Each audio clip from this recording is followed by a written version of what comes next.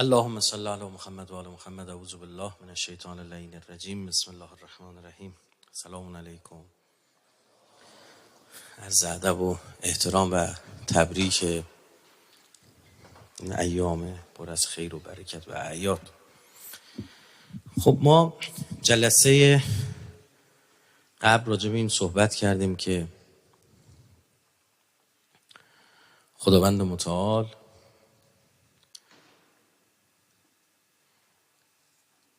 یک قضا و قدری لحاظ کرد، یک اراده‌ای فرمود و برای اینکه بتونه اون کارش رو انجام بده، اون مأموریت رو بتونه انجام بده، نیاز به نظام سبب و اسباب هستی. برای همین خودمون لیوانو برداریم، دستمون رو میفرستیم، با پامون نمیتونیم برداریم. ابزارش رو خلق میکنیم حتی اگر لازم نداشته باشیم.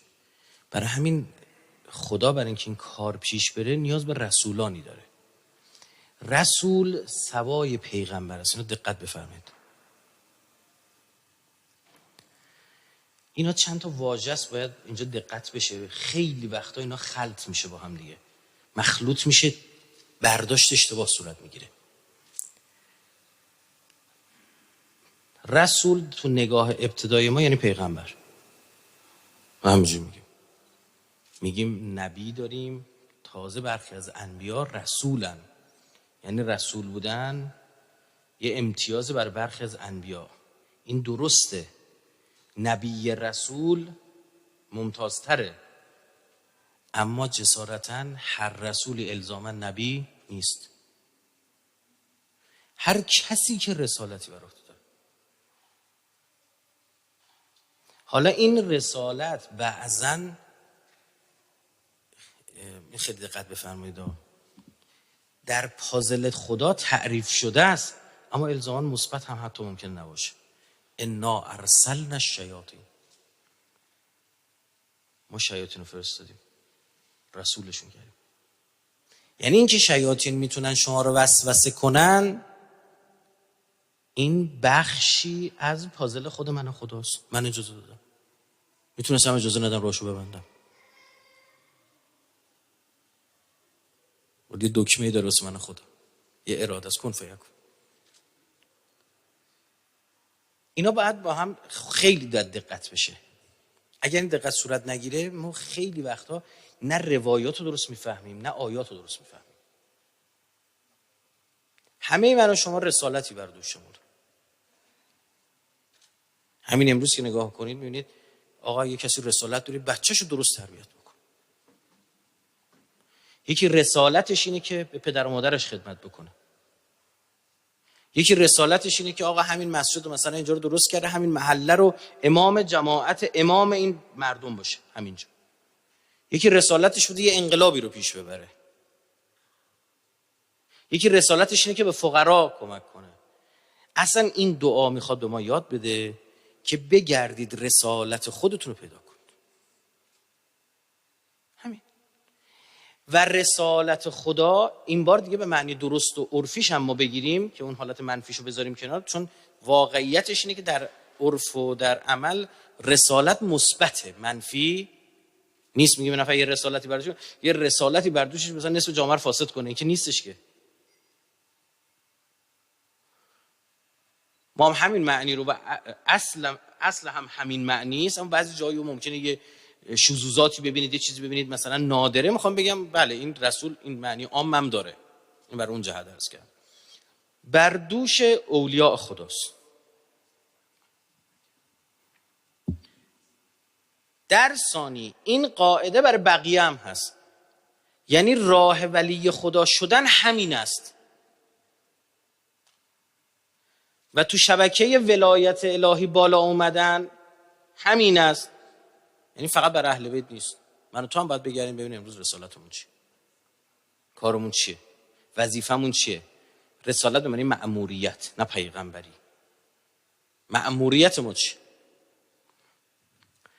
در ادامه دعا میگه فی اولیاء، میگه اینو فی یعنی درباره دیگه، نه درباره اولیاء خودت این کارت انجام دادی. خدا داریم فرازه دای نوبر، فرازه ابتدایش داریم عرض میکنیم. این ولی رو ما امروز بتونیم یه خورده بحث بکنیم راجعش، خیلی جالبه. خیلی نگاهتون اصلا به همین دور و بری خودتون عوض بشه. ببین ولی یعنی همراه، یعنی قریب، یعنی نزدیک، یعنی عضو یه شبکه هرمی رو فرض بکنید که این افراد از نظر رتبه‌ای متفاوتن و زیر نظر یکی دیگن و در آن واحد با هم دوستن، کنار همن، دوست ویژن، نه بر مبنای رحمانیت که بر مبنای رحیمیت دور هم جمع شدن. رحمان اون محبت عامه، رحیمیت اون محبت ویژه است، ویژگی مؤمنینه. شروع که با صفت رحمانی است دیگه، بسم الله الرحمن الرحیم. خلقت با چی بود؟ با رحمان. بهشت مال کی هست؟ مال رحیم هست، یعنی با صفت رحیمیت. خدا اصلا اساسا خلقت با محبته، با رحمت، با رحمه، با مهربونیه. خدا همه بنده هاشو دوست داشت اون روز اول. منتها اون خدا تو رو دوست داره، رحمان.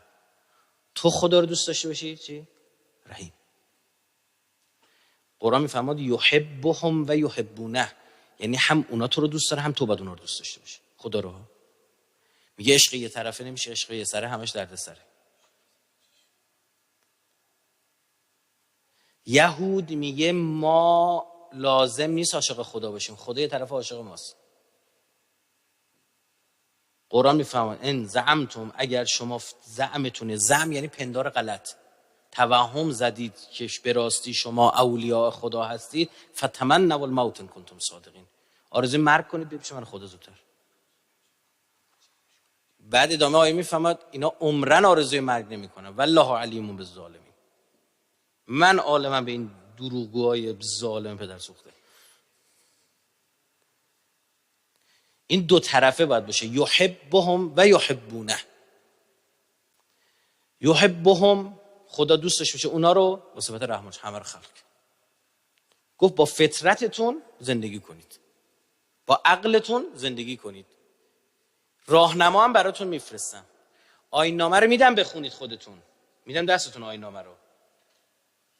تو فطرتتون هم اینا قرار میدم که چرا قرمز رد کردن کار نامردیه، پیچیدن جلوی کسی نامردیه. تو جزایر آنگولا هم باشی با گونبا بخوای بکنی، این با نیزه زد تو پهلوی اون یکی، مثلا اون یکی نمیدونم خرگوش اون یکی دزد برداشته برده، میگه کار زشتیه، دستش هم به پیغمبر نرسیده.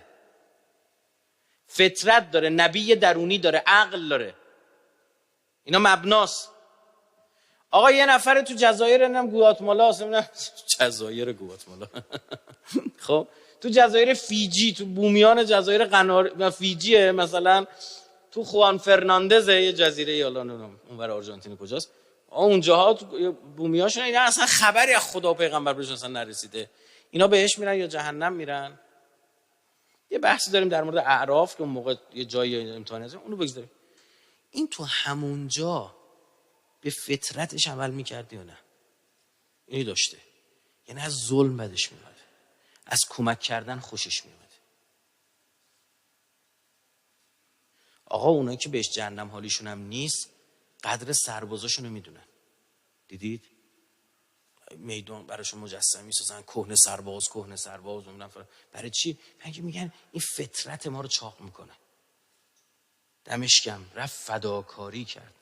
فیلم میسازن در مورد آدمایشون که رفتن فداکاری کرد.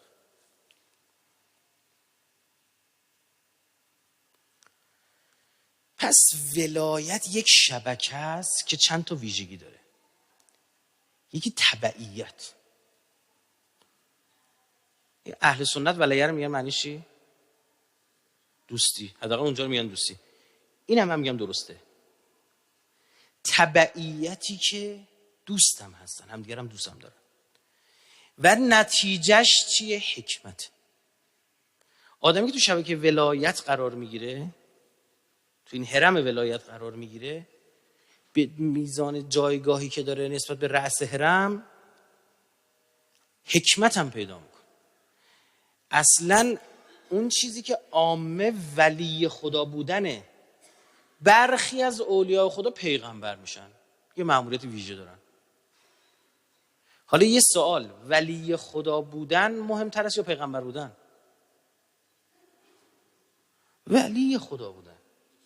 ممکنه یک نفر ولی خدا باشد پیغمبر نباشد، جایگاهش از پیغمبرها هم بالاتر باشد تو شبکه هرمی ولایت. مثل کی؟ مثل حضرت زهرا.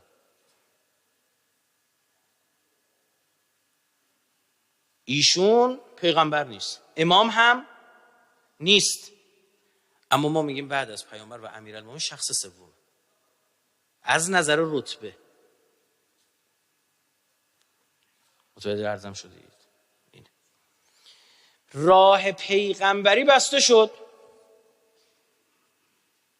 خدا یه نیازی داشت، برای اینکه نیاز که به معنی عرفیش دارم میگم، نیازی می‌خواستیم مأموریتش انجام بشه، میگفت تا اینجا خب ببین این که میگه آقا ما ماشین رو ساختیم، حالا راننده لازم داریم، دیگه الان مهندس مکانیک لازم نداریم، تمام، خاتم الانبیا، هم خاتم هم خاتم،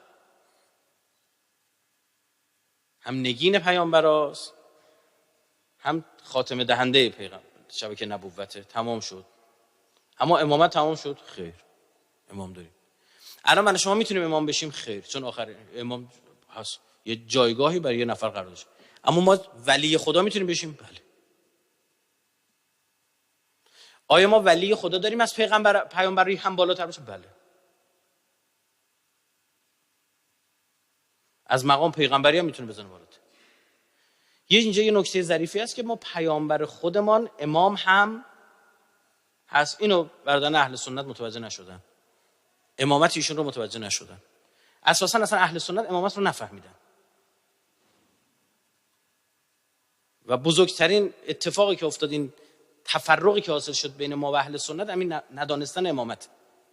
یعنی پیامبر صرفا پیامبره، پیغام آورده براشون، قرآنش آورده، خودمون حسبنا کتاب الله. عمر گفت ما خودمون کتاب داریم، بس لازم نیست شما نظری بفرمایید.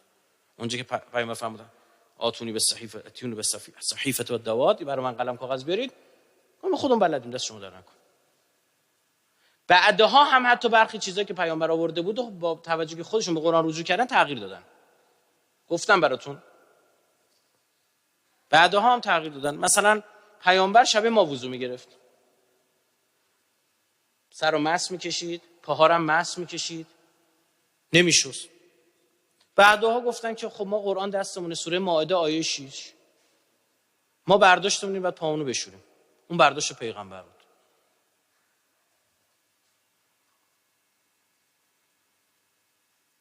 و الا تا زمان عثمان همه مسلمان‌ها این هم وضو میگرفتن. از زمان عثمان به بعد داریم در منابع اهل سنت که ما 2 تا غسل داشتیم، 2 تا مس، عین شیعه. خیلی چیزا رو تغییر دادن در منابع صحیح، به سند صحیح، منابع اهل سنت، منابع درجه 1. میگه وقتی علی به خلافت رسید نماز خون، ما یاد نماز پیغمبر افتادیم. عجب، رازش بخیر اینجوری نماز بخون. پیغمبر دستاشو مینداخت نماز بخون. اینو ما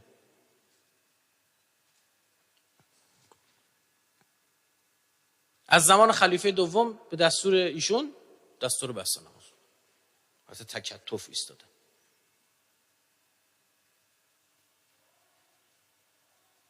پس اینا رو هم تفاوتشو بفهمیم. قرآن ببین نگاه کن، پس تو نسبت به یه افرادی محبتی داری که اون محبت همون محبت الهی است. اون تزریق میشه توی شبکه مؤمنین، چون مؤمنین دائم دنبال فطرتشونن، دنبال تنظیمات کارخونن. همه اینا که رو تنظیمات کارخونن همدیگه رو میگیرن، وای فایشون همدیگه رو میگیره. هم با بالا ارتباط دارن، با بالاتر از خودشون، هم با بغلیا، هم با پایینیا. اینا در شبکه ولایت قرار میگیرن. قرآن میفهمید. بعد اینو چی پیدا میکنن؟ دانشی از سمت خدا میگیرن که ما بهش میگیم حکمت. آدم حکیم میشن. آقا اینو بدونید، هر کسی، همینطور جمهوری اسلامی هم ببینید، هر کسی از ولایت کات شد حکمتش را از دست میدهد. یعنی آدم بوده مثلا 4 سال اولش خیلی خوب بوده، حرفای حکیمانه میزده، مثلا کیف میکردی، حرفاشو گوش میکردی، کل دنیا حال میکرده، حرفاشو گوش میکرده. قاطی که کرده بنده خدا داره یه چرت و پرت میگه. هم ما میفهمیم چرت و پرت میگه، هم کل دنیا میفهمن چرت و پرت داره میگه. این از دست ندید. نکته خیلی ظریف عرض کردم. اصلا هم ربطی به درس دانشگاه و این طرف اون طرف هم نداره. العلم نور یقذفه الله فی قلب من یشاء. این من یشاء مال کسی که تو این شبکه ولایت. آیه قرآن بشون ام یحسدون الناس علی ما آتاهم الله من فضله. بله، یک عده از مردم مورد حسادت قرار گرفتن. الناس مفعول منصوب اینجا، یا اونایی که مورد حسادت قرار گرفتن. چرا؟ که خدا از فضلش به اینا بیشتر داده. اینا کیا بودن؟ اینا آل ابراهیمن. اصلا خدا ولایت رو با شبکه انبیا میاد تو حضرت ابراهیم تبلور دیانت داره دیگه. ملت ابیکم ابراهیم ما کان ابراهیم یهودی ولا نصرانی بل کان حنیفا مسلما. آقا پیامبر ما قبل از اینکه خودش پیامبر بشه به چی دینی بوده؟ به دین حضرت ابراهیم. لازم بوده به مسیحیت باشه؟ خیر، مسیحیت دین جهانی نیست. لازم بوده به یهودیت باشه؟ خیر، یهودیت هم دین جهانی نیست. اینا به ادیانی هستن که فقط برای قوم آمدن. اینا برای بنی اسرائیل بودن. این که جهانی شده است یه بحث دیگه است. دقت بفرمایید. تراکتور برای رانندگی تو اتوبان نیست، برای شخم زدن، برای مأموریت خاص داره. این که حالا یه عده اومدن حالا مثلا سوار ماشین با تراکتور دارن مثلا تو اتوبان گاز میدن، اون بحث دیگه است.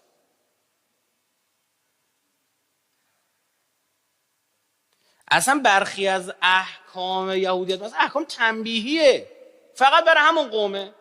این قوم سرتق رفته گفته ماهی نگی، رفته ماهی گرفته، خدا داده پدرشون در بود. به ما نیست اصلا. ما که نرفتیم شنبه ماهی بگیریم که. ما که این کار نکردیم که. او ایراد اونا بوده. یا گوشت شتر رو خدا به اینا حرام کرد. گوشت شتر حرام ذاتی نیست، گوشت خوک نیست که. تنبیهیه. زمان حضرت ابراهیم هم حرام نبوده، بعد حضرت ابراهیم یعنی یهودی‌ها، بعد یهودی‌ها هم حرام نیست، ما می‌خوریم. اما خوک چرا؟ این که مسیحیت رفته گوشت خوک رو حلال کرده، این که دین خدا نیست که. این که اصلا تحریفه، این اصلا کاری ندارم. اما گوشت شتر که حرامه در یهودیت یه حکم تنبیهیه.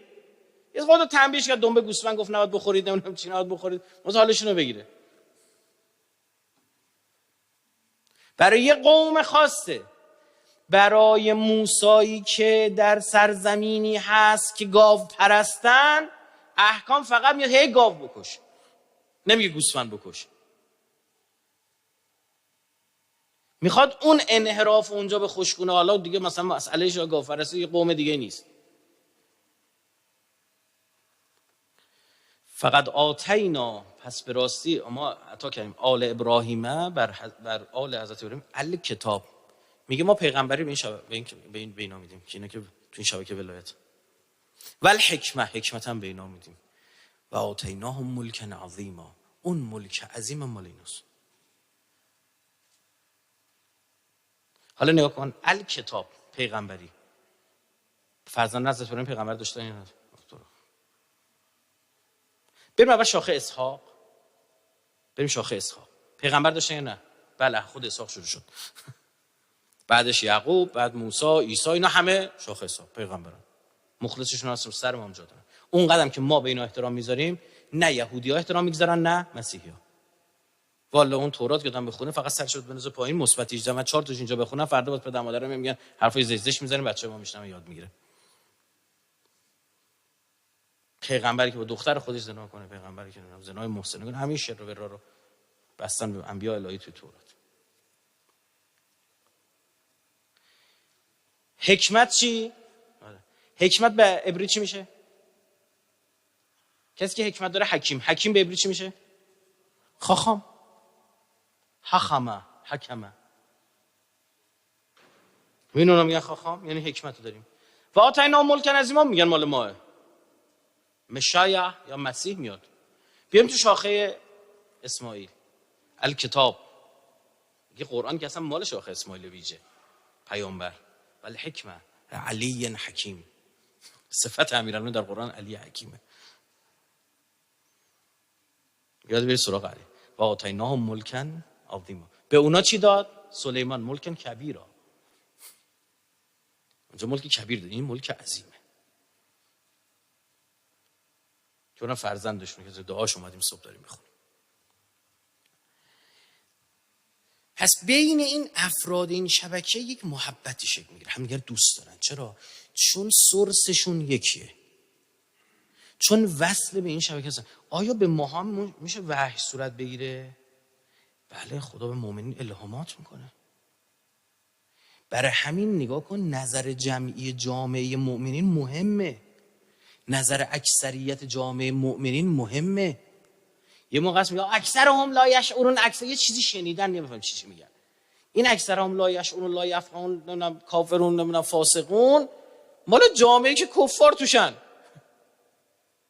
خودش میگه جامعه که فاسقن، اکثرهم فاسقون، خب بریم معلومه چه حکم میدن.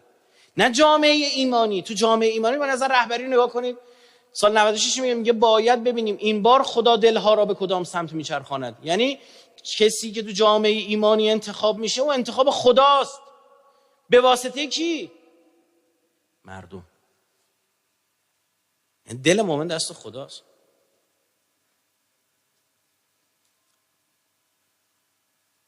ما روایت داریم میگه که بعضی موقع مؤمنین به شما توصیه هایی میکنن، بعد خیلی هم دلیلی براش ندارن، میگه اینا جدی بگیرید. مؤمنین انسان های مؤمن، مثلا ببینم که مسلمون نیست، مسیحیه، نمیدونم چیه، من حرف اونا رو گوش کنم. اگر حرفش فطریه بله، تا همه جا دنیا بریم عدالت خوبه.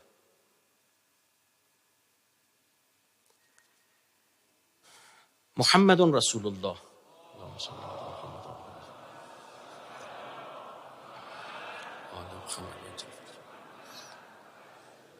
میگه محمد رسوله. بگید کدوم محمد؟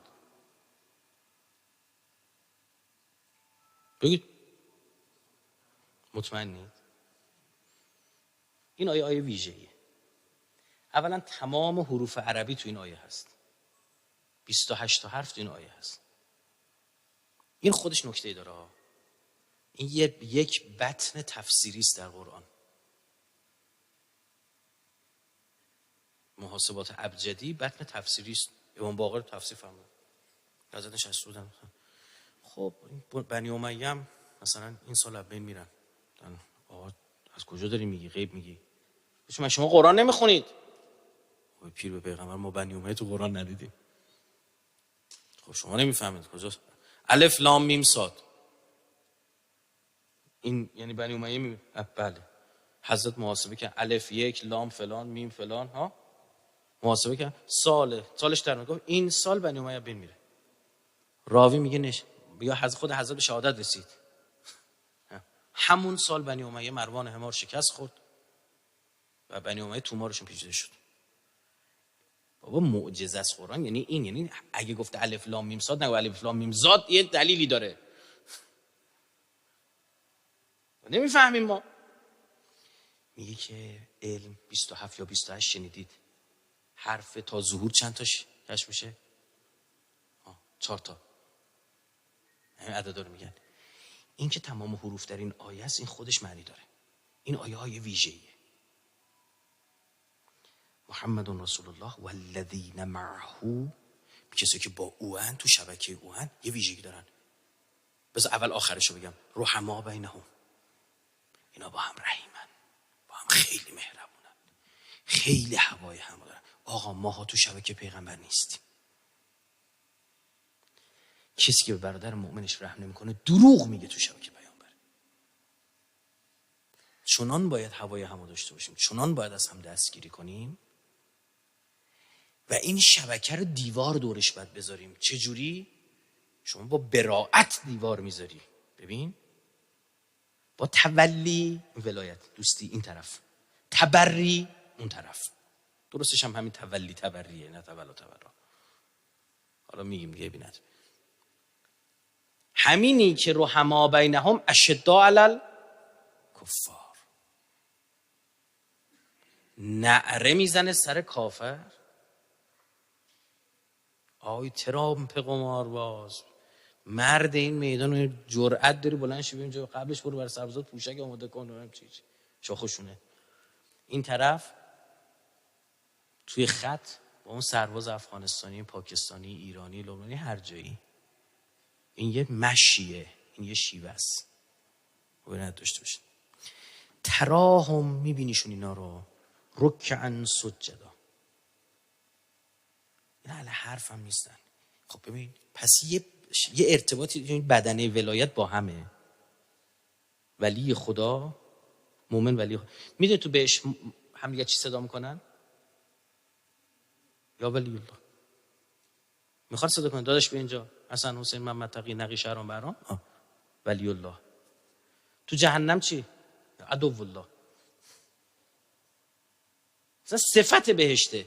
تو اگر اینجا ولی الله بودی اونجا ولی اللهی. سرتیفیکیتو گرفتی، هولوگرام چسبوندن به پیشونیت، بیا برو. تو همینجا اگر جز این شبکه بودی اونجا هم جز اون شبکه‌ای. دست تو میگیرن، نمیذارن یکی از شماها جهنمی بشه، نمیذارن یکی از خودشون جهنم بشه، شفاعت میکنن. میگه با خودمونه، شهادت میدیم. آقا داشتن دفن میکردن، آقا 40 نفر بیان شهادت، آقا 40 نفر رو کفنش چیز بنویسن، آقا دارن دفن میکنن، آقا کسی از ایشون اگه بیاد همینجا ببخشه. این حرفا یعنی چی؟ اینا اثر داره؟ بله که اثر داره. آقا یه نفر مرده، بالا سر قبرش دارن میگن یا حسین، بهش میرسه، قطعا میرسه. چرا میرسه؟ برای اینکه او یه مدلی زندگی کرد که یه عده گفتن لابد باید بالای سر قبرش بگوییم یا حسین. میتونست یه جوری زندگی کنه که بگن بابا اینو چه به امام حسین. خطاکارم هست، یا حسین بهش میرسه؟ بله میرسه، بله میرسه. چون سبک زندگی این آدم اینجوری بوده. میرفت تو آمریکا تک و تنها مثلا میفته به کی میاد بالا سرش میگه یا حسین. این که میگه ما ملائکی داریم برای قبض جان. تو بلاد مسلمین یه سری ملائک میان، تو بلاد کفار یه سری دیگه ملائک میان برای قبض جان.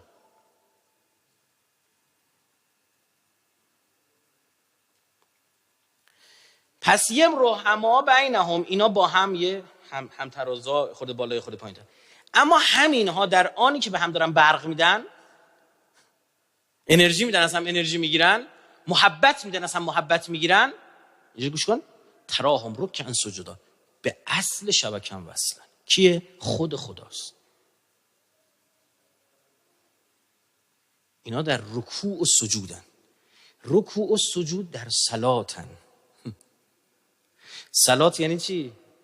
2 هفته پیش گفتیم، یعنی ولایت امیرالمومنین. یبتغون فضلا من الله، دنبال فضل خدا و رضوان. جاشون هم رضایت، دنبال رضایت خدا، هم جاشون تو رضوان خداست، هم بهشت خداست. سیماهم فی وجوه من اثر السجود.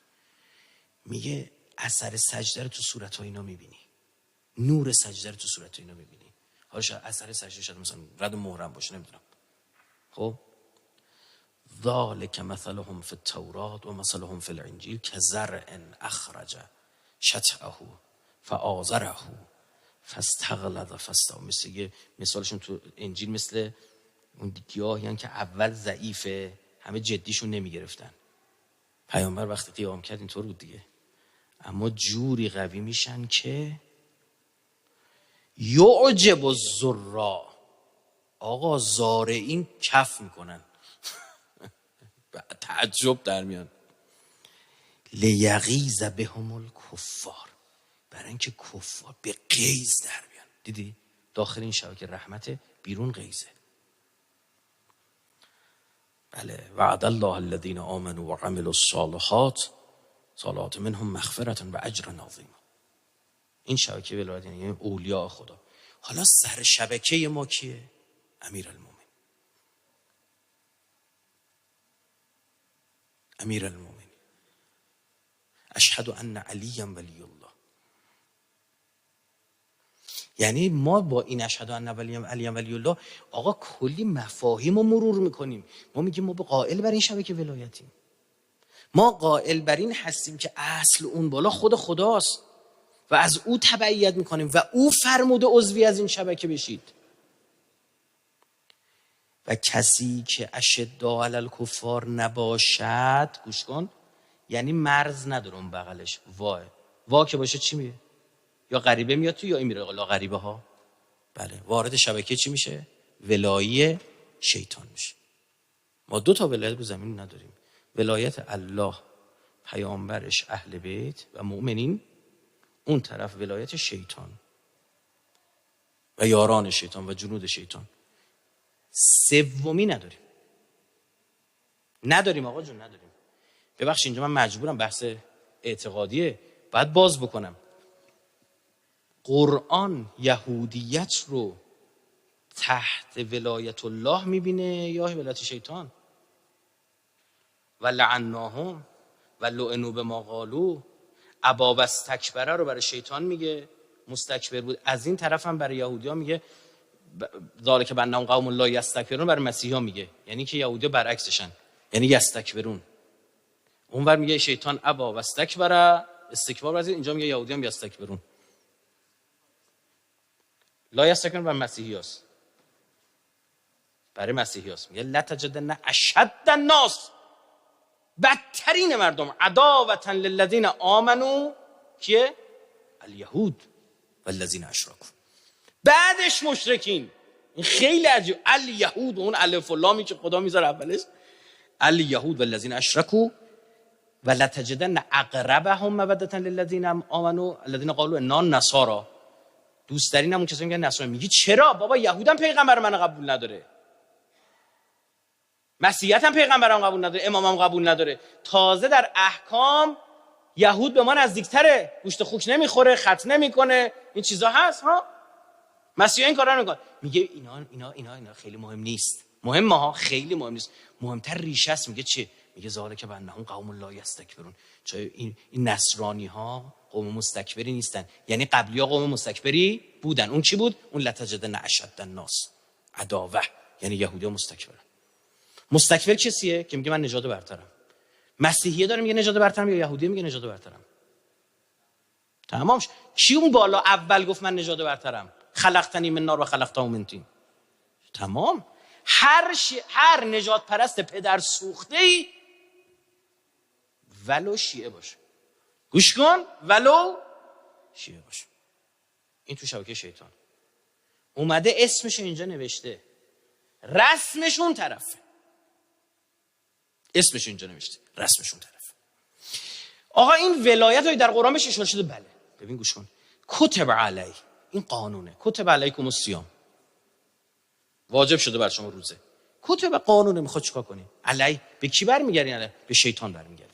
کتب علی انه من تولاه، این قاعده است که هر کسی ولایت او رو بر عهده گرفت، فانه پس به راستی او یذله، گمراهش میکنه. ببین گمراهش میکنه، خیلی قشنگ اینجا میگه، اول میگه یذله و میگه به یهدیه الی عذاب السعیر، میگه گمراهش میکنه و هدایتش میکنه به سمت عذاب دردناک. یعنی هدایت یعنی شیطان هم هدایت داره، بله، به سمت کجا؟ به سمت عذاب دردناک. برای کیا؟ برای اون که رفتن تحت ولایتش. باشون ارتباط داره؟ بله باشون ارتباط داره. همونجوری که ما الهامات الهی داریم، الهامات شیطانی داریم، وحی الهی داریم، وحی شیطانی داریم. ان الشیاطین لیوحون الی اولیاء. قشنگ به دلش میندازه که این کار بکنه، قشنگ بهش ایده میده. میگه که حضرت ابراهیم می‌خواستن بزنن تو آتیش، انقدر آتیش کسی نمیتونست بره جلو. گفتن چیکار کنم؟ شیطان اومد ایده داد، گفت منجنیق، با منجنیق پرتش کنید.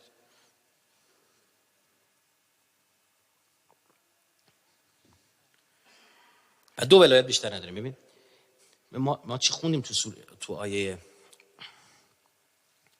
ولایت؟ ایامش خورد رو بیشتر تاکید کنم. تو آیه ولایت چی خوندیم؟ انما ولیکم الله. آره. ولی شما اول الله، سرشبکه الله، و رسوله و رسولش و پیامبرش. اینجا که ما می‌بینیم رسول، اینجا موضوع پیامبر. والذین آمنوا و کسایی که ایمان آوردن. اینا کیان؟ الذین یقیمون الصلاة و یؤتون الزکات و هم راکعون. آخر ختم بهتون میگم ملکن عظیما و من یتولی الله و رسوله، هر کسی این ولایت رو قبول کرد، وصلتی که الله و رسولش و مؤمنین و الذین آمنوا فان حزب الله هم الغالبون، قطعا پیروزی. اینا حزب من خدان. آخر عملیات اعلام کنم، بیاید آخر کتابو نگاه کنیم، پیروزیم. ما الان انگار میگیم چی شد پیروز شدیم، چجوری پیروز شدیم؟ قطعا پیروزی. این تا اینجا. بریم آیه بعدیش. این یه ولایت الله و رسولشون، مؤمنی که تو رکوع نمازشون انگشتر دادن. حالا اینجا آیه بعدشم شنیدید، بارها گفتم یا ایها الذین آمنوا لا تتخذوا الذین اتخذوا دینکم هزوا و لعبا من الذین اوتوا الکتاب من قبلکم والکفار اولیاء. ببین، اوتوا الکتاب من قبلکم، مگه اینا دنبال خدا نیستن؟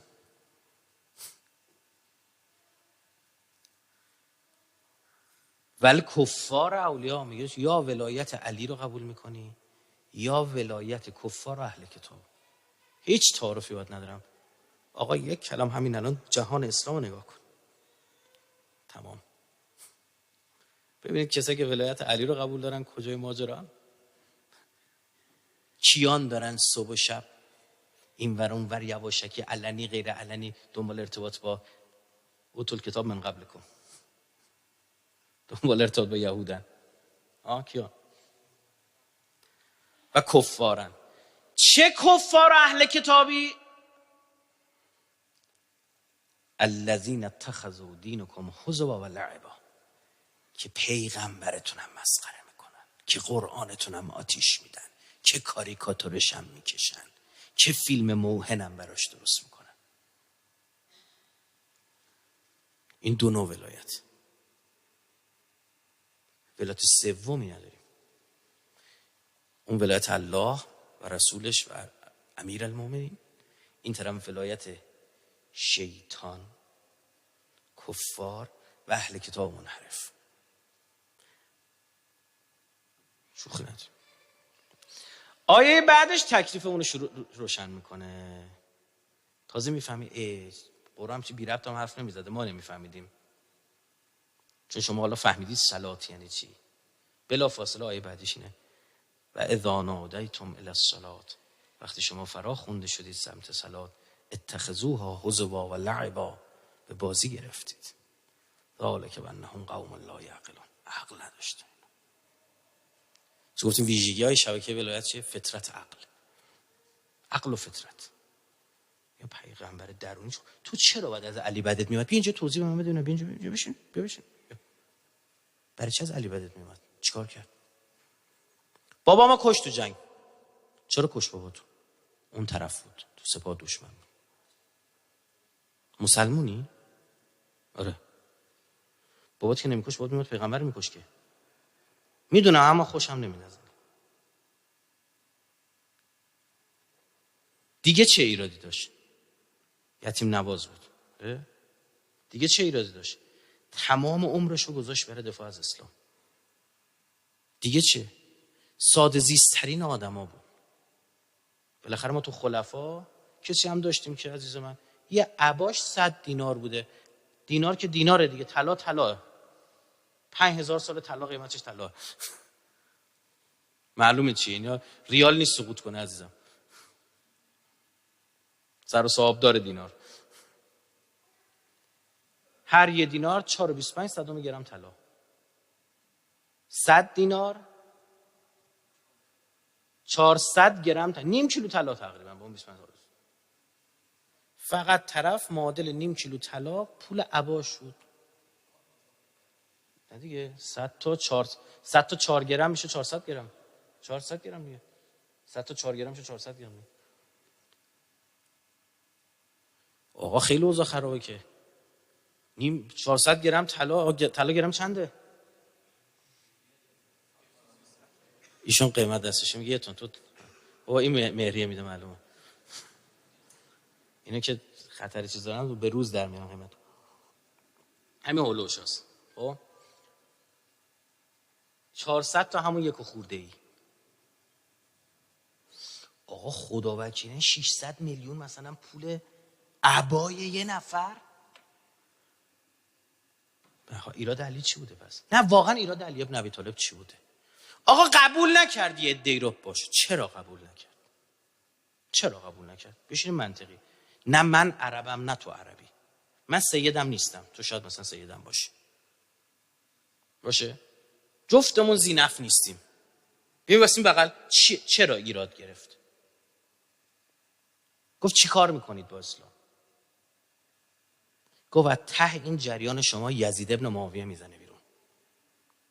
علی ابن ابی طالب اون علی ابن ابی طالب ندید پیامبر دید از منبرش میمون و بوزینه و نمیدونم چی میرن بالا. دید دیگه. گفت این انحرافی که شروع کردی تهش این عزیز من. یا آدم بوزینه باز که ابو قیس اسم میمونش رو وقتی مرد وسط سوارکاری از میمون افتاد، از اسب افتاد مرد، 3 روز عزای عمومی اعلام کرد تو جامعه اسلامی. یا آدم عرقخور خانوم بازه چندی که چه بلایی سر جنگ آورد، گفت حوصله ندارم، وایستاد به خاطر یه دختر توی یه منزلگاه اضافه تر وایستاد، کل سپاه اسلام بیماری گرفتن، کلیشون مردن، ویروس گرفتن. بعد امروز اون وهابی بنده خدا انقدر دلم بالش میسوزه مجبوره بگه یزید رضی الله عنه، مجبوره بگه یزید خدا از اون راضی باشه. اینجا میگه نه تو دنبال رضوان الهی باید باشی، یزید رضی الله عنه. چرا باید بگی یزید رضی الله عنه؟ چون قاعدش به هم میخوره. چون یزید رو بپذیره باید قبلی هم بخوره. قبلی کیه؟ معاویه است. معاویه اگه بخوره کل سیستمش اومده پایین. چرا؟ چون یه چیزی درست کرده به اسم عدالت صحابه. میگه هر کسی از صحابه همه بهشتن. به قرآن این از عصمت اهل بیت عجیب غریب تره. والله عجیب غریب تره. خدا 14-15 نفر رو مأمور ویژه بگه آقا مثلا معصوم آفریدم که یه کاری انجام بدن. این که عجیب نیستش که 124,000 تا پیغمبر رو معصوم آفرید یه کاری انجام بدن.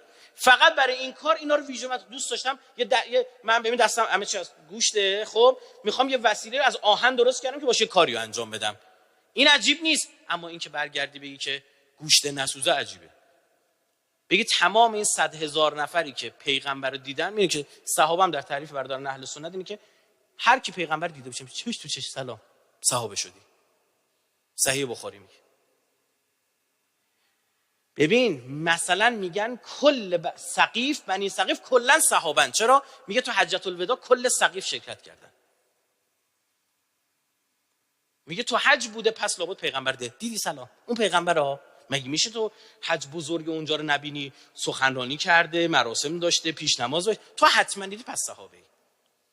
و صحابه همشون میرن بهشت. آقا جون و مادر اینا با هم جنگیدن، یکیون که زده کشته. یه سوال، این همه منافق تو قرآن داره میگه اینا پیغمبر ندیده بودن؟ علیه السلام ساک ندیده بودن؟ تا این چیه نمیداره فوشش میده خدا تو قرآن؟ منافقه. میبینی قاعده به هم میریزه. میبینی عقلانی نیست. از همه چی ازهر من الشمس. چرا قبول نمی کنی؟ یه گیری این تو، یه گیری این تو. خب دیگه ایراد علی ابن ابی طالب شد. میفرمودید بله پیامبر دخترشو فقط به او داد ها، و تأکید کرد اصلا ازدواج زمینی نیست، من اجازه ندارم به کسی دیگه او دادم. خود خدا گفته اینو بدی به علی. چرا؟ علی چه فرقی داره؟ چون آل پیغمبر میخوان توسط او به دنیا بیان، حتما اونها باید از صلب علی باشن. دیدی ام یحسدون الناس، قصه حسادت برادر جمعش کن دیگه. از حسادتون پدر سوخته بالایی شیطان شروع شد. من به این سجده کنم.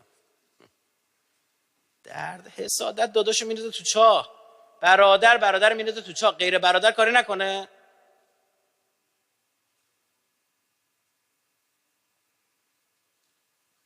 قل اعوذ برب الفلق من شر ما خلق و من شر حاسد اذا وقب من شر نفاثات و من شر حاسد اذا. پناه ببر به خدا. ام یحسدون الناس علی ما آتاهم الله من فضله فقد آتینا آل ابراهیم الکتاب والحکمه و آتیناهم ملکا عظیما. میگه اتخذوها هزوا و احمقا، عقل نداشتید. من شما رو به صلات فرا خوندم، نرفتید، نرسوندید خودتون رو به رکوع علی. ذالک بانهم قوم لا یعقلون. مبنای هستی محبت، مهر. بله ولایت داشت، دوستی است. بله اصلا تو میگی دستو گرفت بالا گفت من کنت مولک، من علی دوست دارم و دوستش داشته باشه. باشه، چرا دوست نداشتید؟ ها؟ چرا فرق خودشو شکافتید؟ چرا همسرش رو در دیوار گذاشتید؟ چرا پسر بزرگش رو تیربارون کردید، مسموم کردید؟ چرا پسر آخریه‌شو که دیگه لایام که اون که آبا عبدالله کو دوستیه؟ جسارت نیستش دوستیه؟ میشه دوست نداشته باشید شما کسی رو؟ دوستیتون خیلی درد داره. کو؟ همین ولایه کو؟ ولایه دوستش دارم دوستش داشته باشید.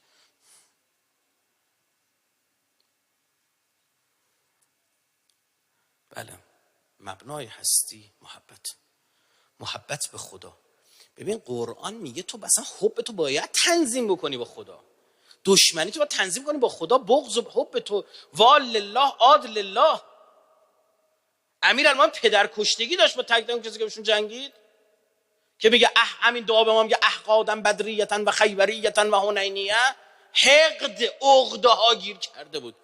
61 هجری دارن ابو عبدالله رو میزنن بغضن لابیک.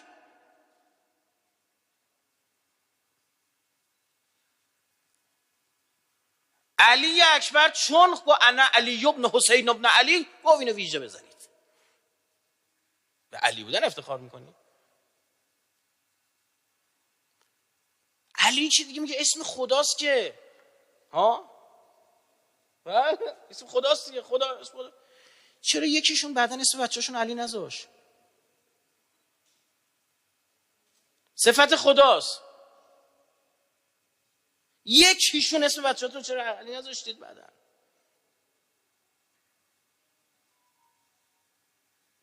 چرا تو بنی امیه هم شخم میزد مثل نمک تو آب نمیتونست یه علی پیدا بکنه؟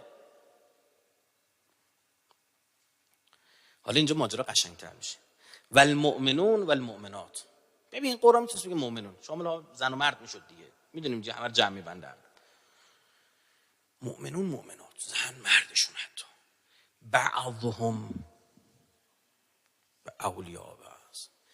مؤمنین بعضیشون با بعضیشون دوستن. عجب خدا جالب بود فرمودن، اینو میفهمید ما نمیدونستیم. این اصلا دوست داشتن اینجا به این معنی اولا دوست داشتن نیست، همون ولایت معنی سرپرستیه، تبعیت. ببین من از علی ابن ابی طالب دوستش دارم و تبعیت باید میکنم. ولایه هر دوتا رو داره. مبنا اون محبت هست، اما محبتی که تو رو به تبعیت وادار میکنه، چون میدونی تو اون شبکت تو بالاتره به خدا وصله، چون به واسطه او داره این برق به تو میرسه. شبکه این دیگه لامپا به هم وصل. والمؤمنون والمؤمنات بعضهم اولیاء بعض. میگه بعضیشون به بعضی دیگه ولایت. ول کنیم حالا مؤمنین ما بدنه، میگه بعضیا نسبت به بعضیا ولایت پیدا میکنن، یعنی میرن بالاتر قرار میگیرن. چرا؟ کجا؟ یأمرون بالمعروف و ینهون عن المنکر. کجا؟ اونجا که امر به معروف و نهی از منکر میکنن. هدف قیام حسین چی بود؟ تمام امر به معروف و نهی از منکر. امیرالمومنین فرمود تمام ثوابای جن و انس رو نمیشه ثقلین رو جمع کنی اینور بذاری، امر به معروف و نهی از منکر بذاری، ترازو اینور پرت میکنه بالا. میگه ببین اونایی که امر به چی میکنن؟ معروف. یعنی معروف پس چیه؟ میشناسن دیگه. امر به منکر نهی از معروف نیست. میگه مؤمنون بعضیشون خوب بهتر از شماها معروف و منکر رو میشناسن، بعد شما رو امر میکنن به معروف، نهی میکنن از منکر، اون لحظه بر شما ولایت داره، ولو اون بچه باشه که بهت میگه بابا دروغ نکن. ولو اون بچه باشه بگه بابا آشغال نریز تو خیابون، اون لحظه بر تو ولایت داره. ولو یوسف باشه که یعقوب هم فهمید بر او ولایت داره. انی رأیتو، خب دیگه 11 کوكب، من 11 تا ستاره و ماه و خورشید. گفت خورشید یعنی پدر، ماه یعنی مادر، 11 تا ستاره هم یعنی چی؟ فرزندان. لی ساجدین، دارن سجده میکنن. یعنی سجده یعنی تبعیت، یعنی تحت ولایت منه. اسجدوا لآدم، پس معنیش چی بود؟ ولایت آدم رو چیکار کنید؟ بپذیرید. اون چی بود؟ اون ولایت چی بود؟ از یختصمون بالملأ الاعلی، گفتم قل هو نبأ عظیم، بگو او خبر بزرگ بود. قصه ولایت امیرالمومنین، داستان ولایت امیرالمومنین. با ولایت علی است که اسلام داعشی از اسلام غیر داعشی جدا میشه. خیلی حرفا دارم نمیتونم بزنم، خدا شاهد. که آیا اون وهابی که میگه یزید رضی الله عنه احمقه یا نه میگه چاره جز این نیست. کدومه که چاره جز این نیست؟ میگه من اگه بخورین تا ته باید برگردم. برای همین اینجا علی میشه مبنا و خود پیامبر حتی نه. قطعا ولایت امیرالمومنین یعنی ولایت پیامبر. اصلا مشکل در تعریف پیامبر بود عزیزان صدر اسلام. کدوم پیامبر؟ خانش از پیامبر چی؟ اون پیامبری که وقتی میگه قلم کاغذ برام بیارید جناب خلیفه دوم برمیگرده میگه بابا این داره هزیون میگه، متوجه نیست چی میگه، بده من ببینم پارکت اون طرف. یا امیرالمومنین که بلند شد گفت نه بدید بنویسه. دو گروه شدن، دعوا شد، حضرت فرمود قوموا عنی، اینجا دعوا نکنید، بحثو تمومش بکنید. اون صحابه باورش بر این است که پیامبر هذیان نمیگوید ولو اگر تب داشته باشد، حرف گزاف نمیگوید. یک صحابه دیگر میگوید بستگی دارد. او هم مثل ماست. یک پستچی بود، وحی را آورد، دستش درد نکند، گرفتیم ازش، حالا شما برو اون طرف. قصه سر اینه. پیامبر به اینه که میگه بمون تو شهر، میگه چشم. به یکی دیگه میگه برید با سپاه اسامه، لعنت خدا بر کسی که با سپاه اسامه نره. پیامبر برگشتید وایسادن هم داره نگاش نرفت.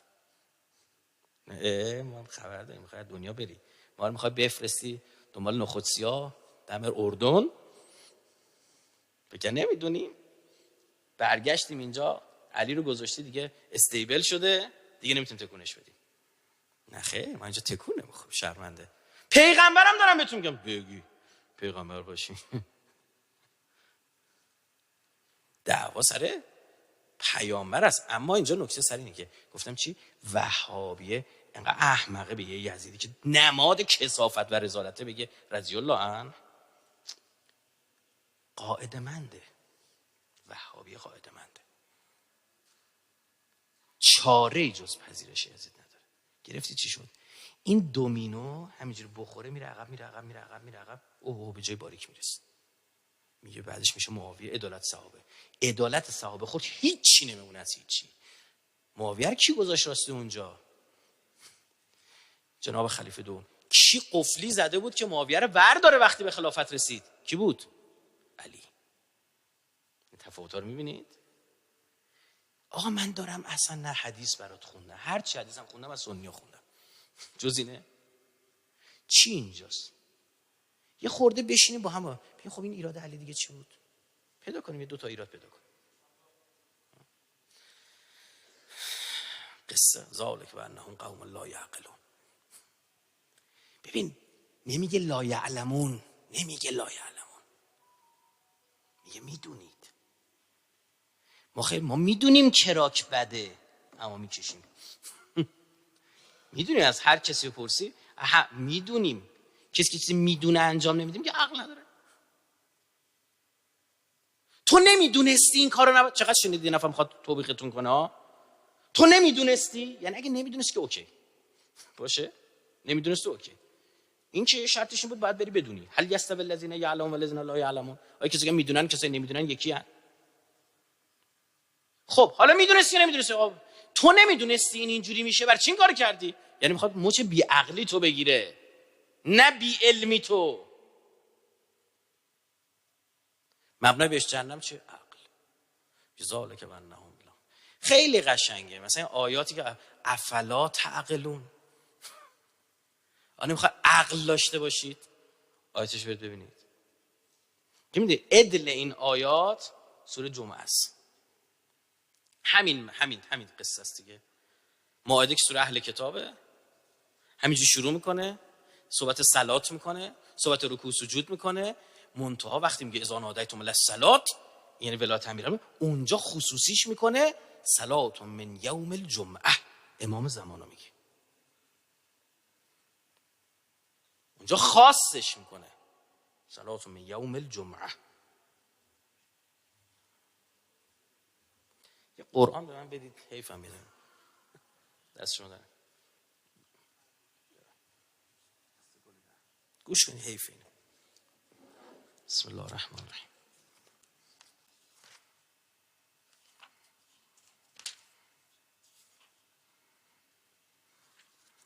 گوش کن الله اکبر. اعوذ بالله من الشیطان الرجیم. ولا تلبسوا الحق بالباطل. پدر سوختگی نکنید، حق و باطل رو با هم لباس تنش نکنید. لباس تن حق نکن، نپوشونش. و تکتم الحق، حقم کتمان نکن. اینجا گوش کن. و انتم چه؟ تعلمون، میدونید، بهتون گفته شد، دستو گرفت برد بالا، به همه تون اعلام شد، همه جا گفته شد. گفت اون کسی که داره کفششو میدوزه، گفت اون کسی که فلان، هر چی میگفت شما حق و غضبتون بیشتر میشد. انتم تعلمون. گوش کن. حالا اینجا آیه بعدش چی باید باشه؟ تا الان بگم تازه فیوزا یهویی میپره. و اقیموا الصلاة. داره مهندسی آیات دستتون میاد. و اقیموا الصلاة. چی بود؟ صحبت حق و باطل بود، یهویی رفتی تو نماز؟ نه، حالا فهمیدی که این روی بطن داره رو چی صحبت. و اقیموا الصلاة و آتوا الزکات. زکاتم بدید. و چی؟ ورکعوا مع، با رکوع کنندهان. با آقا رکوع کننده ها کیان؟ سوره مائده. و هم راکعون، اونان. بدوید برید. اتأمرون الناس بالبر و تنسون انفسکم. واسه ما شدید آمر به معروف و خودتون انجام نمیدید. اتأمرون الناس بالبر و تنسون انفسکم و انتم تتلون الکتاب. بابا لامصب داری میخونی این کتابو. افلا چی باید بشه الان؟ باید تعقلون باشه، چون قبلا گفته تعلمون. افلا تعقلون، عقل ندارید شما. و انتم تعلمون، آیه قبلی که میدونید، ما به شما گفتیم ذالک الکتاب لا ریب فیه هدی للمتقین. قرآن داره میگه ذالک. آخه بابا قرآن باید میگه هذا الکتاب، چرا میگه ذالک الکتاب؟ بگه این کتاب. این دم دستیه. برید روایت نگاه کن، میگه منظور از اینجا کتاب علی ابن ابی طالب بود. نه، این سوره بقره است. سوره جمعه رو ببین، مهندسی دستتون اومد. ببین سوره جمعه صفحه چند سوره جمعه؟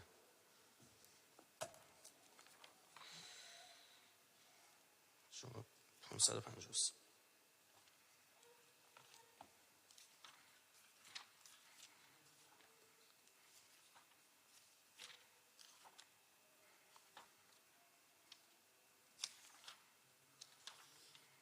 گوش. اعوذ بالله من الشیطان الرجیم. یسبح لله ما فی السماوات و ما فی الارض الملك القدوس العزیز الحکیم. عزیز چی؟ حکیم. این چه جالب. حالا اینجا چون صحبت ایناست همش توش حکیمه. یه دقیقه صبر کنید، این آیات رو تا بخونم قبلیه رو. المؤمنون و المؤمنات بعضهم اولیاء پس کجا؟ یأمرون بالمعروف و ینهون عن المنکر. بعدش باید چی باشه؟ و یقیمون الصلاة و یؤتون الزکات و یطیعون الله و رسوله اولئک سیرحمهم الله ان الله عزیز بگید حکیم. این معجزه است و این الف لام جیم، اینم آیه ما. عزیز حکیم.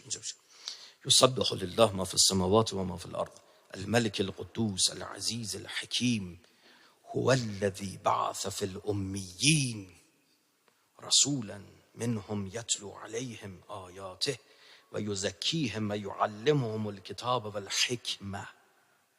کتاب حکمه اونجا میرسونه و آتیناهم الکتاب والحکمه و آتیناهم ملکا عظیما. پس قصه بعدی میشه ملکا عظیما. سوره جمعه قصه ملکا عظیما است که چجوری شکل میگیره. و ان کانوا من قبل لفی ضلال مبین، که این قوم قبلش اوضاعشون خیلی خراب بود و تو اوج جاهلیت بودن. و آخرین منهم لما یلحقوا بهم، و اون قومی که تو آخر زمان به اینا ملحق میشه. مهندسی رو داره دیگه چیه؟ من برمیگردم موعده فیوزای مبارک همتون همین انجام میسوزن به شرط چاقو. مهندسی داره قرآن. خدا بزرگترین طراح هستیه. ببین همین آیه‌ای که خوندم ولایت امیرالمومنین انما ولیکم الله رسول، آیه قبلیش چی بود؟ 54 یا ایها الذین آمنو، ای کسایی که ایمان آوردید. کیان اینا؟ زمان پیامبر رو نازل شد. من یرتد منکم عن دینه، اگر دین خدا برگشت فسوف یأتی الله بقوم، خدا تو آخر الزمان یه قومی رو میره. سوف آینده دور. اینجا تو جمعه دید چی بود؟ و یه قومی لما یلحقوا بهم، ملحق میشه بهش. متوجه شدید؟ این چقدر دقیقه. صحبت اعراب جاهلی یه قومی بودن تو ضلالت بودن، پیغمبری اومد از خودشون کتاب و حکمت براشون خون، بعدش یه قومی بهشون اضافه میشه. اینجا میگه من یرتد منکم دین، اگه از این دینتون برگردید دوباره برگرد به همون جاهلیت، خدا تو آینده یه قومی رو میرسه یحبهم و یحبونه. اصلا قصه ما قصه حب و ولایت اینجاست. ببینه اینا چی ان؟ ویژگی‌هاشون میگه اذلة علی المؤمنین، اینا با مؤمنین فروتن، تو شبکه خودشون مهربونن. اونور چی ان؟ اعزة علی الکافرین، میزنن بیرون شبکه رو پدرشون رو در میارن. اون شبکه شیطان رو شناسایی میکنن میزنن. یجاهدون فی سبیل الله، جهاد میکنن در راه خدا، جهاد کردنی. ولا یخافون لومة لائم، آقا اینا خیلی سرزنششون میکنن، فوش بهشون میدن، مسخرهشون میکنن، اصلا تعویل نمیگن، ترسی ندارن از فوش. ذالک فضل الله یؤتیه من یشاء والله واسع علیم. این فضل خداست که به هر کسی بخواد میده، به هر کسی هم نمیده. واسع علیم. و آیه بعدش که انما ولیکم الله گفت، بعد گفت اینا غلبه میکنن، و بعد گفت هر کی بره ولایت بغلیه رو، ولایت خونه بغلیه رو، همسایه بغلیه رو بگیره، آره ولایت کفار و اهل کتابه. و اذا نادیتم الی الصلاه اتخذوها هزوا و لعبا ذلک بانهم قوم لا یعقلون. عقل نداشتید علی رو ول کرد. و انتم تتلون الکتاب، با شما مسلمانام فکر نکنم به یهودیا فوش میدم. انتم تتلون الکتاب. آقا یه نفر کتابی رو بخونه بهش عمل نکنه چیه؟ بلش میز سوره جمعه. خب الذی بعث فی الامین رسولا، یه پیغمبری فرستاد. تمام. حالا تا آخرش چی شد؟ و آخرین منهم لما یلحقوا بهم. اون آیه قبلی که سوره مائده خوندم گفتم یه قومی تو آخر الزمان میان، روایت چی میگن؟ شیعه و سنی چی میگن؟ میگه قوم سلمانن. ذیل همین آیه و آخرین لما یلحقوا بهم، میدونی دوباره چه روایتی داریم؟ قوم سلمانن. مردم نمیدونن. اگه اینجوری نگاه کنم میفهمه بابا این اتفاقی تو مملکت افتاده یعنی چی. و آخرین لما یلحقوا بهم و هو العزیز حدس بزن بگه دیگه حکیم. وقتی تونستی حدس بزنی یعنی داری یه مهندسی چیزی دستت میاد. خب اونجا گفت خدا بهشون چی بهشون داده؟ به این کسا فضل داده دیگه. اینجا باید چی باشه؟ بگید حدس بزنید. حتما ذالک فضل الله یؤتی من یشاء. والله ذو الفضل العظیم. این دفعه میخوام فضل عظیم رو کنم وسطون.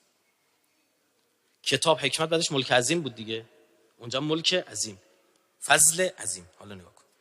مثل الذین حملوا التوراة ولم یحملوها، اون کسایی که تورات خوندن حمل میکنن و اما بهش عمل نمیکنن، کمثل یعنی عین الاغ.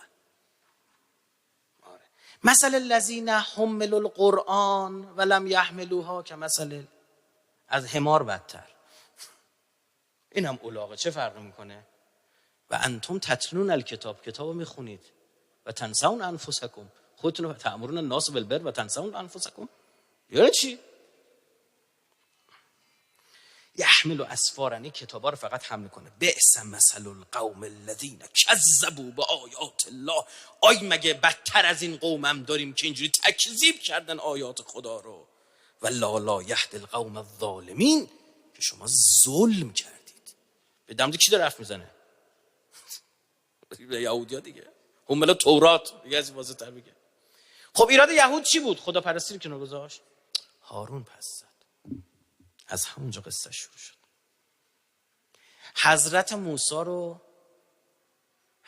رو که انه معصوم نمیدونست، گفت گوساله نپرستیم. موسی رو حرفش گوش نمیکرد. یه مشت از حرفاشو میگرفتن، یه مشتو نمیگرفتن. آقا خدایش خیلی شبیه خود بعضی از مسلمانان ها. بعد اینا فوش بخورن، مسلمان‌ها فوش نخورن. فوش خوردن. سوره یاسین آیات اولش رگبار میبنده مسلمان‌ها رو. صاحب بچه رو رسما میاره جلو چششون. بعد قلب قرآن چیه؟ بگید. چرا یاسینه؟ چرا قلب قرآنه؟ چه فرقی داره؟ ول کن، گیر نده دیگه، سخت نکن. حمد و سوره رو حفظیم. اینجا گفت قل یا ایها الذین هادو، ای کسی یهودی هادو، ان زعمتم انکم اولیاء الله، اگه شما فکر میکنید تو شبکه ولایت خوده من دون الناس، بقیه مردم نیستن، چون نجات پرستن دیگه، میگه فقط قوم یا chosen people، قوم برگزیده. فتمنوا الموت ان کنتم صادقین، پس آرزوی مرگ کنید اگر راست میگید. ولا یتمنونه ابدا، عمرن این آرزوی مرگ نمیکنن.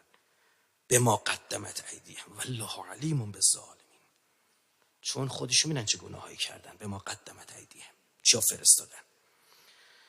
قل ان الموت الذی تفرون من، بگم در مرگی هست ازش دو در میکنی، در میری میپیچونی منو فانه ملاقیکم، شو خدمت شما میرسن. مرگ میاد خفتت میکنه. ثم تردون الی عالم الغیب والشهاده، میرسون و که همه چی شهوده. فینبئکم بما کنتم تعملون. توجیهتون میکنم، یه جوری هم توجیه کنم که تو تاریخ بنویسم. آقا در مورد چی باید حرف بزنه؟ اونجا وقتی قصه یهودو گفت، ولایت یهودو گفت، یا گفت و اذا نادیتم اله، بگید اینجا در مورد چی باید حرف بزنه؟ طبعا همین. ببینیم چی میگه. یا ایها الذین آمنوا اذا نودی للصلاة من یوم الجمعه. کدوم صلات؟ صلات ولایت امیرالمومنین یوم الجمعه. جمعه مال کدوم یکیشونه؟ فسعوا الی ذکر الله، بدوید به سمت امام صادق، نحن ذکر الله الاکبر، ما ذکر خدای بزرگ. فسعوا الی ذکر الله، برید سمتش. و ذروا البیع، ول کن دنیا رو. یهود دنبال چیه؟ دنیا. ویژگی ولایت بغل دستی هست دیگه، همسایه. بگیش دنیا دنبال چی؟ عشق و حال. فاذا رأوا تجارة او لهو و تجارت. آخر زمان ویژگیش اینه، تجارت، پول در بیاریم. بیزینس چیه داده؟ کجا خرجش کنیم؟ اینجوری پول در بیاریم تو کدوم مهمونی خرجش کنیم، اینجوری در بیاریم تو کدوم سفر آنچنانی خرجش کنیم. نه سفر آدمیزاده نمیگم دیگه، میفهمید منظورم چیه. و اذا نادیتم الصلاة اتخذوها هزوا و لعبا، به بازی گرفتید. و ذروا البیع ذالکم خیر لکم، این براتون بهتره. برامون دیگه چی خوب بود؟ ذالکم خیر لکم. یه آیه دیگه هم داریم میگه اون براتون خوبه، بگید بقیت الله خیر لکم. به حدی ارتباط میبینید مهندسی های دینی. یعنی اون سوره بقره، اون آیات 37 تا 40 اینا، اینجا مائده 54 5 6 7 8، این باز اینا عدل همن، اینا هم دیگه تفسیر میکنن. ذالکم خیر لکم ان کنتم تعلمون. ای کاش میدونستید، بهترین همینه. یعنی اگه باید بدونی، ندونی بی عقلی، ندونی بی عقلی دیگه. فاذا قضیت الصلاة، وقتی این ولایت برپا بشه، فانتشروا فی الارض، کل زمین مال شما. گیرت در سر دکونته که این چرچرش بده بالا پایین 4 متر جا. فانتشروا فی الارض وابتغوا من فضل الله. فضل میخوام بهتون بدم یه واذکروا الله کثیرا. حی علی الصلاة، بعدش حی علی بگید اذا نودی للصلاة من یوم الجمعه، به صلات که فرا خونده شدی واذکروا الله کثیرا لعلکم تفلحون، بعدش به فلاح میرسید. اما فاذا رأوا تجارتا، فقط کافیه تجارت ببینن، او لهوا، یه لهو و لعبی ببینن، انفضوا الیها، میرن سمت و ترکوک، و ترک میکنن تو را. ترکوک، تو یک نفر را. قائما، تو قائم اینایی، تو قیام کردی. و ترکوک، چرا ظهور شکل نمیگیره؟ تجارتا او لهوا. و ترکوک قائما. قل ما عند الله خیر من اللهو و من التجاره. بگو بابا این چیزی که عند الله که برات وعده کردی خیلی بهتر از 4 تا لهو و لعب و تجارت. و لا خیر الرازقین، من رزقتون رو دارم میدم. اینم سوره جمعه میگه بیا تو این شبکه، بیا تو شبکه اولیاء خدا قرار بگیر. قصه دعای ندبه این است که منتظر رو وارد این شبکه کنه. میگه تو هم بیا یه گوشه کارو بگیر. تو ادامهش مگه نمیخونیم؟ و شرط کردی بهشون، قبول کردن و میدونستی اینا قبول میکنن. منهم الوفا. چی ازشون خواستی؟ دنیا ول کنن. از زهد فی درجات هذه الدنیا الدنیه و زخرفها و زبرجها. ول کنید این دنیا رو، بیاید این امامت رو برپا بداریم، ولایت رو برپا بداریم. کل زمین مال شما. ان الارض یرثها عبادی الصالحون. کل زمین به ارث شما سالان. بابا چسبیدی به اون مغازه، چسبیدی به لعب و لعبت. بیا تو برای این شبکه خدمت کن. حسین حالا ما اوضاعمون چه محبتی داریم نسبت به اعضای این شبکه ولایی خدا؟ فقیر باید بین ماها باشه؟ کسی باید باشه دنبال خونه بگرده؟ برای همینی که ویژگی اعضای این شبکه و یطعمون الطعام علی حبه مسکینا و یتیما و اسیرا، صبح و شب دنبال زکات دادنن. هر جا دیدی داره میگه یقیمون از صلات، بندش داره میگه، بعدش میگه یؤتون از زکات. صلات با بالا ارتباط بگیر، زکات با بدنه، دریابی تمام.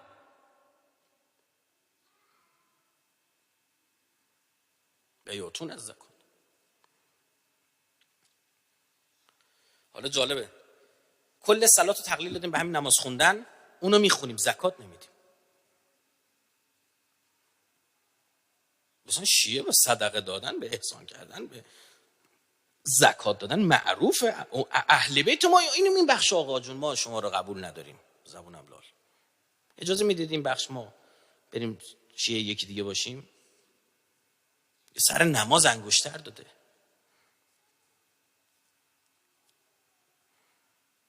این خیلی قشنگه. سر نماز انگشت اصلا خود عمدن این کار کرد، آفریده برای ما این کار.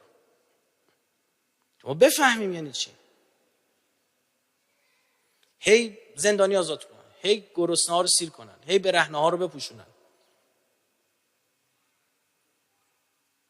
خب اونا قبول کردن، خدا ازشون خواست، شرط کرد، اونام قبول کردن.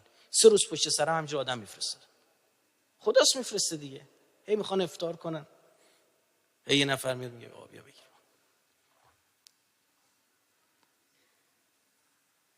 اینجا نشسته سر سفره فلان شده، بشقابا رو داره رصد میکنه کدوم 3 تا تیکه گوشت مثلا داره، اینکه 2 تا داره که من بخورم و یکی نخوره. خب حالا یه نفر که این کارو بکنه، داره قرآن هم میخونه، آقا جون جزء شبکه ایمانی هم هست. اگه جزء شبکه ایمانی مثل آدمی زاد می بود، خدا میگه یا ایها الذین آمنو من یرتد منکم، تو مرتد از این دینی، تو به مرگ یهود مردی، همونجوری که اون میمیره، چون تو کتابو فقط رو دوشت داری حمل میکنی، هیچ چیش عمل نمیکنی. تو علی رو گذاشتی بالا سرت که نبینیش. اینه الذی جمع مالا و عدده، دونه دونه خونه زیاد کنه، ماشین زیاد کنه، پول زیاد کنه، به هیچ کی هم کمک نمیکنه. احمق فکر کرده همه خونه رو خود تو گور ببره. کی برده که تو میخوای ببری؟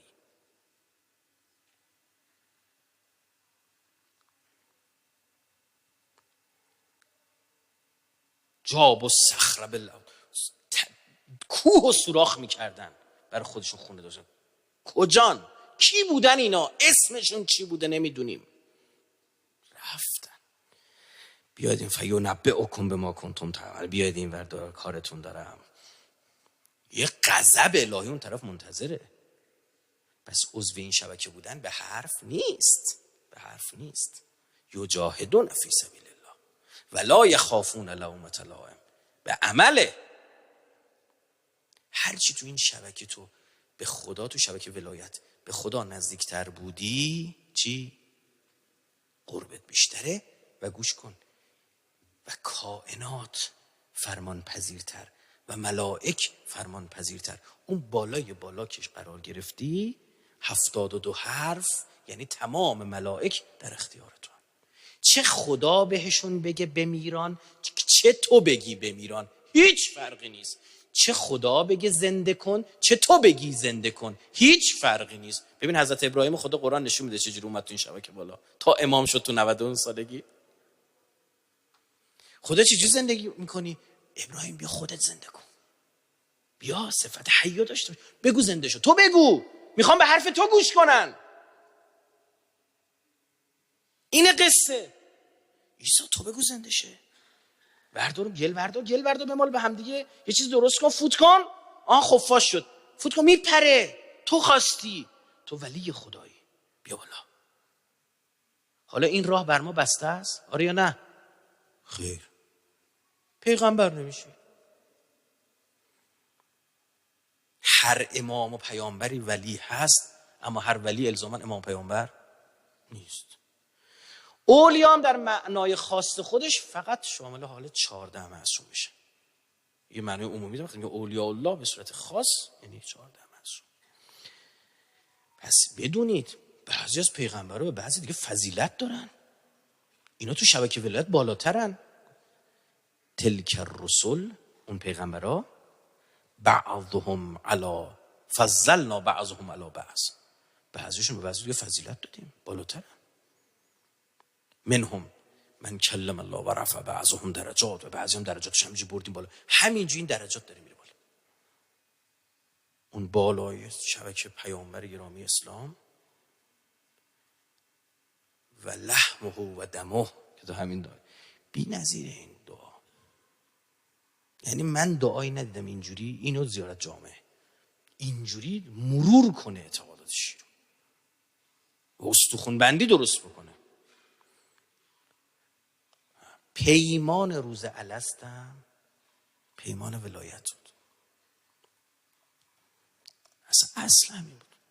همونجا هم امیر ولایت امیرالمومنین عرضه شد. قبول میکنید یا نه؟ الست بربکم قالوا، یک نفر نه نگفت. مگه کسی تو قدیر کسی نگفت؟ گفتم اینو به موازات هم داره اتفاق میفته از نظر زمانی. مگه تو قدیر کسی اینو؟ همه گفتن. همونایی که بعدن امیرالمومنین گذاشتن کنار اومدن گفتن بخلک مبارکت باشه، اصبحت مولای و مولای کل المؤمنین، تو مولای من و کل مؤمنین شدی. همون کسی که رفت از زهر زد. بله من کنت مولا فهازان علی و مولا. بله الست بربکم قالوا. بله و بلا. حالا بلا میفرستم ببینم در عملم هستید یا نه. اینه پیمان روزه همین بود.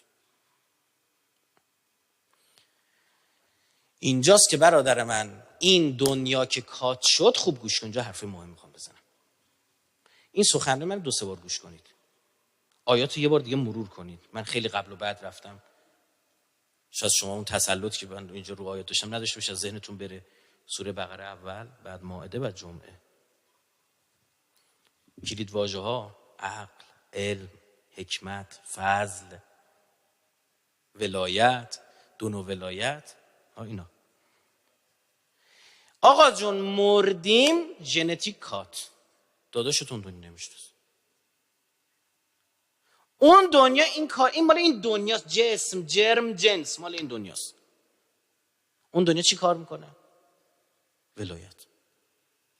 برادر دینی تو میشناسی، شفاعتش میکنی.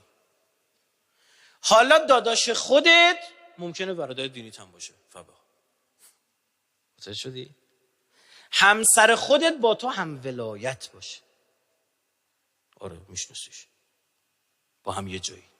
وای اون دنیا هم خیلی ولمون نمیکنه. یعنی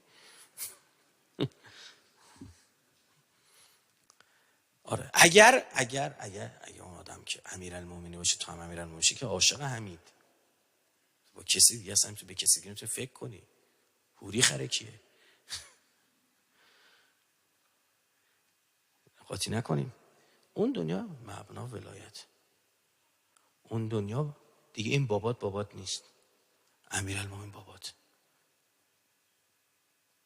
پیامبر بابات. انا و علی ابو هذه الامه.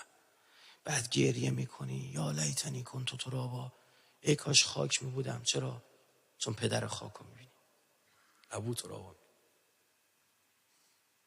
میگه کاش منم خاک میبودم، تراب میبودم و ابو تراب میبود بالا سرم، او پدری میکرد برام.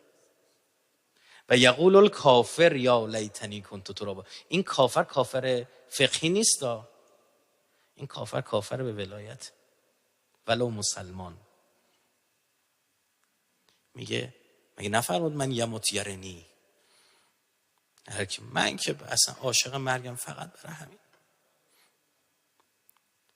یه نظر هیچی نمیخوام، بهش مال خودتون. من یموت یرنی، هر کی بمیره منو میبینه.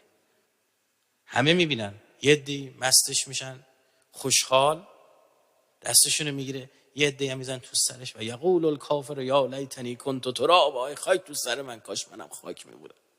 نمیگه کنت حجرا، کاش سنگ میبودم. میگفت سنگ بهتر، قرآنی تر بود. وقودها الناس والحجاره، قرآن داریم. اما میگه من خاک میبودم، چون ابو تراب میبینه. خب این آخر آیه سوره نبأ. اول سوره چیه؟ عما یتساءلون، از چه میپرسن؟ عن النبأ العظیم، از اون خبر بزرگ. الذی هم فیه مختلفون، که در موردش به اختلاف افتادن. کلا سیعلمون، میفهمید به زودی. ثم کلا سیعلمون، آره میفهمید به زودی. به زودی دم مرگ. از کجا میفهمیم این دم مرگه؟ میگه ما قدمت یداه و یقول الکافر. ما قدمت یداه یعنی همون چیزی که تازه فرسته، ما تأخرش نیومده هنوز. اگر گفت ما قدمت یدا و ما تأخر یعنی قیامت، چون مردی اعمال ما تقدم همون لحظه فرسته، ما تأخر مثلا آب سرد کن گذاشتی ثواب میفرسته. یه فرقه درست کردی انحراف به وجود آورده مثلا ابن تیمیه، عذاب برات میفرسته، میشه متأخر. وقتی میگه ما تقدمت یدا، جلو دستاشه اون چیزی که فرسته، این یعنی لحظه مرگ. چی شده که لحظه مرگ میگه کاش خاک میبودم؟ اما یتساءلون عن النبأ العظیم. تو شماها در مورد به اختلاف افتادید. اون یکی آیه چی بود؟ قل هو نبأ عظیم، بگو او خبر بزرگ. او خبر بزرگ بود، نمیگه ذالک نبأ عظیم. او آدم هو نبأ عظیم و انتم عنه معرضون، و شما از او اعراض کردید. شما روی برگردونید. از 100,000 نفر قدیر 10 نفر پاش وای نایستید. 10 نفر وای نایستید. نشانه خدا، آیت خدا فاطمه رو جلوی چشتون زدن، یکیتون تکون نخورد. و انتم عنه معرضون، شما اعراض کردید. بیایید این ور کارتون دارم. یقول الکافر، اینجا این کافر فقهی نیست، این کافر عقیدتیه، کافر به ولایت. آقا تو انتخاب رفقاتون دقت کنید. تو انتخاب این که حب به چه کسی رو، اگه دیدی یک کسی رو که کافر به ولایته، امیرالمومنین، کشش حب داری نسبت بهش، و او ببین یه موقع از خبر نداره، لا یعلمون از اوناست، نه میدونه، و تو کشش داری، مشکلاتی داری. برو صافکاری، برو آچار کشی کن خودتو. ببین چه شده. تو حتما ریست فکتوری لازم داری، حتما بعد برگردی به فطرت. چیزی تغییر کرده. از دنیا دنیه گرفتتت، یا زخرفه ها گرفتتت، یا زبرجه ها گرفتتت، دنیا بردتت، دست بردی تو مال بیت المال. 4 بار ماشین خوب سوار شدی، فکر کردی کی شدی. 1 قرون از این دنیا نمیبری. کل داراییتو نگاه کن، ببین توی شبکه ولایت هستی یا نیستی. داراییت همینه. این مؤمنین که دائم باید به هم زکات بدن، حواسشون باشه همدیگه رو با هم بیارن و جامعه رو بسازن. الکتاب و الحکمه و آتینا ملک عظیما. اون موقع ملک عظیمو بهتون میدیم. تا آماده کنید خودتونو. اصلا این انتظار فردی نیست، اجتماعیه. همتون باید با هم بیاید بالا. باید از هم دستگیری کنید. مالی آقا زکات العلم چی؟ مشروع. و یوتون از زکات علم. بعضی خیلی وقتا یأمرون بالمعروف، بگیم به هم دیگه، نهی کنیم. جامعه که نهی از منکر توش مورد امر معروف نهی از منکر، امام زمان توش تیکه تیکه میکنن. میگه نکردن امام سوممون، اتفاق افتاده. جامعه که توش امر معروف نهی از منکر تیکه تیکه میکنن ولی خدا رو، و وای میستید نگاه میکنید و هزاران توجیه کوفی میارید به خاطر دنیا، زخرفها و زبرجها، به خاطر زن و بچه بهانه میاری. مثل ترم ماه میفتی، من برم آقا بده ایام صاف کنم فلان میگردی یه چیزی علم میکنی. دلار چند؟ سکه چند؟ زمین چیکار داری میکنی؟ گفت میشه یه دقیقه تجارت رو ول کنید. میشه دقیقه تجارت در حالت سوری و ظاهرش هم همینه. یه روز جمعه میگه تعطیل کنید همتون بیاید اینجا. ظاهرش هم همینه دیگه، میگه تعطیل کنید مغازه‌هاتون رو. اون جماعت، اون جمعه، اون موقعی شکل که هم اتفاق بیفته. خب اللهم کن لولیک الحجة ابن الحسن صلواتك علیه و علی آبائه فی هذه الساعة و فی کل ساعة ولیا و حافظا و قائدا و ناصرا و دلیلا معینا حتی تسکنه ارضک طوعا و تمتعه فیها طویلا. تعجیل الفرج امام زمان صلوات الله.